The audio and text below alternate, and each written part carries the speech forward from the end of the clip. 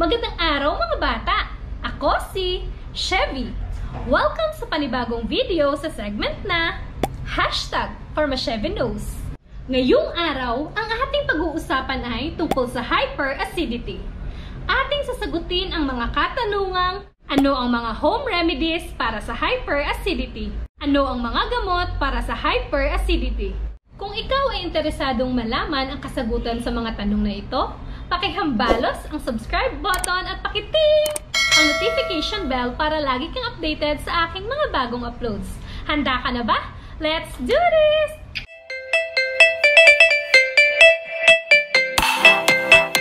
Yes! It's me! Simply Chevy! Ano ang mga home remedies para sa hyperacidity? Ito ang mga home remedies upang maiwasan ang pagkakaroon ng hyperacidity at GERD at ma-alleviate ang mga sintomas nito. Pagtigil ng paninigarilyo at paglimit sa pag-inom ng alak. Iwasan ang mga pagkaing nagtitrigger ng hyperacidity tulad ng mga spicy foods at mamantikang pagkain.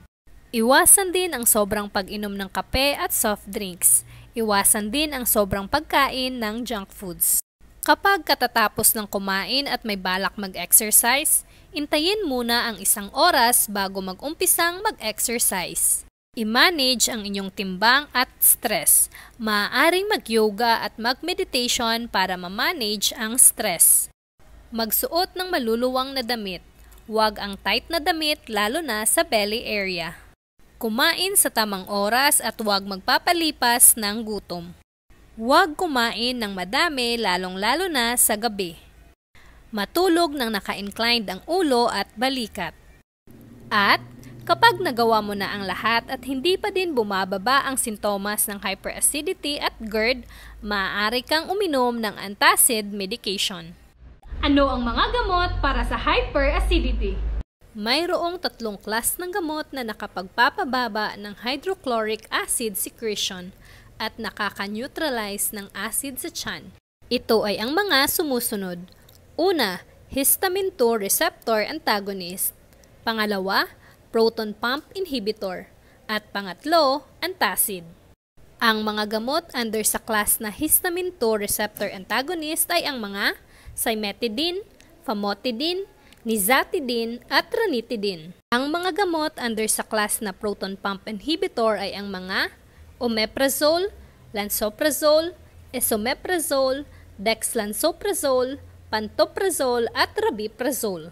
Ang mga gamot under sa class ng antacid ay ang mga sodium bicarbonate, calcium carbonate at combination ng aluminum hydroxide at magnesium hydroxide.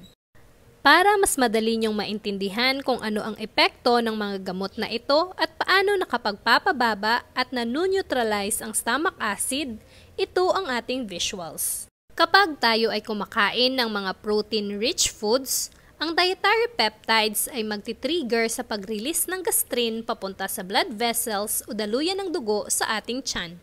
Ang neurotransmitter na acetylcholine ay isa din sa nagti-trigger sa pag-release ng gastrin. Ang gastrin mula sa daluyan ng dugo ay magbabind sa gastrin receptor sa enterochromaffin-like cell para mag-produce ng enzyme na histamine. Ang histamine ay isang enzyme na kailangan sa pag-release ng hydrochloric acid mula sa parietal cells. Ang histamine na mula sa ECL cells ay kailangang mag-bind sa histamine 2 receptor na nasa parietal cells upang stimulate ang pag-release ng hydrochloric acid sa pamamagitan ng proton pump pathway. Ang acetylcholine at gastrin ay may direktang stimulation din sa parietal cells upang mag-release ng hydrochloric acid. Ngunit mahina ang kanilang epekto. Kailangan ng histamine 2 upang makapag-produce ng sapat na hydrochloric acid. Kapag patuloy mong ginagawa ang mga gawaing ito at kinakain ang mga pagkaing nagtitrigger sa pag-release ng gastrin, mas maraming gastrin ang magiging available sa daluyan ng dugo. At mas maraming hydrochloric acid ang marirelease ng parietal cells na magiging dahilan ng hyperacidity. Ang mga gamot under sa H2 receptor antagonist ay ang mga cimetidine, ranitidine, famotidine at nizatidine. At ito ang mga brands na available sa market. Ito ang paraan kung paano pinapababa ng mga gamot na ito ang hydrochloric acid secretion. Ang mechanism of action ng mga H2 receptor antagonist ay pinipigilan ang histamine na nirelease ng ECL cells sa pagbind sa receptor nito sa parietal cells. Pinapababa din ng H2 receptor antagonist ang epekto ng acetylcholine at gastrin sa parietal cells, kaya bumababa ang secretion ng hydrochloric acid. Ang epekto ng H2 antagonist receptor ay umaabot ng 6 hanggang 10 hours, kaya usually 2 times a day ang pag-inom nito. Iba-iba ang reseta ng doktor sa bawat pasyente, kaya sundin ang reseta ng doktor. Tandaan lamang na ang tamang pag-inom ng mga gamot na ito ay 30 minutes before meals para maiwasan ang heartburn.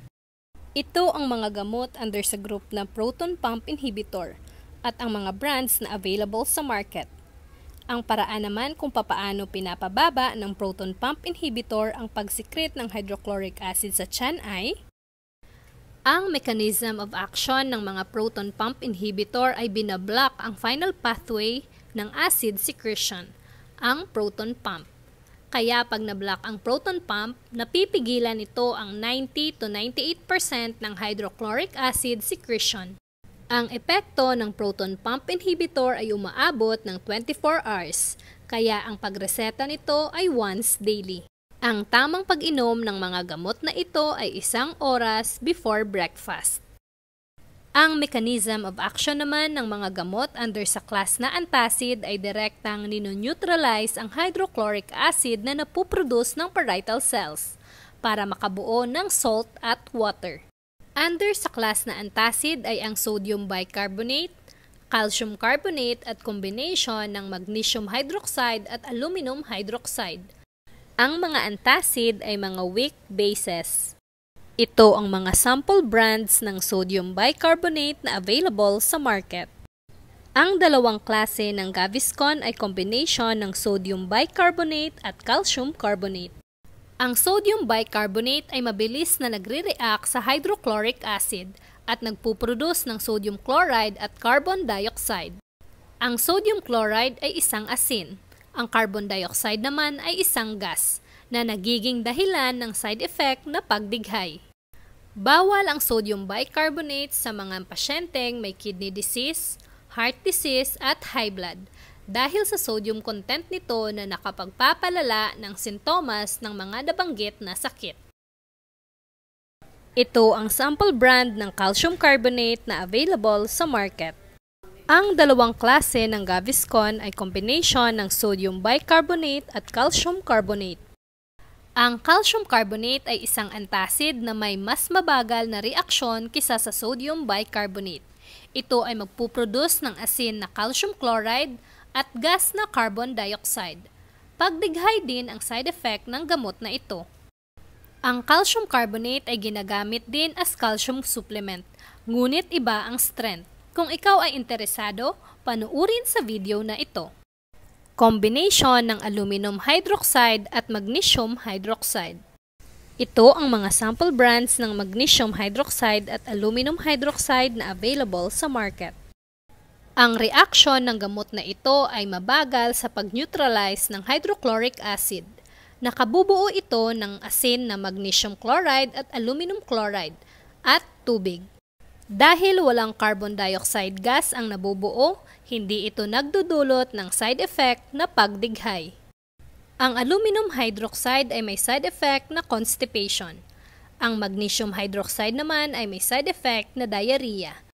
Ang pag-combine sa aluminum hydroxide at magnesium hydroxide sa iisang gamot ay isang paraan para maiwasan ang mga bowel function side effects.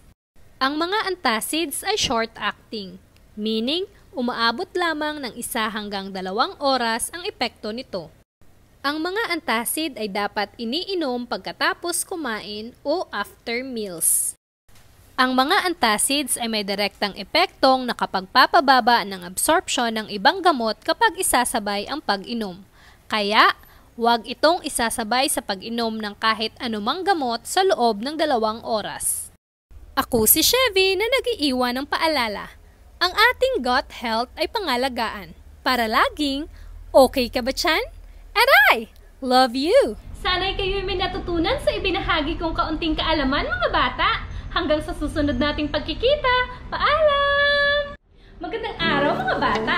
Maraming salamat sa inyong pagtangkilik at panonood sa aking mga video. Kung ikaw ay nasiyahan, huwag kalimutang i-subscribe at i-click ang notification bell para lagi kang updated sa aking mga video. Hanggang sa susunod nating pagkikita.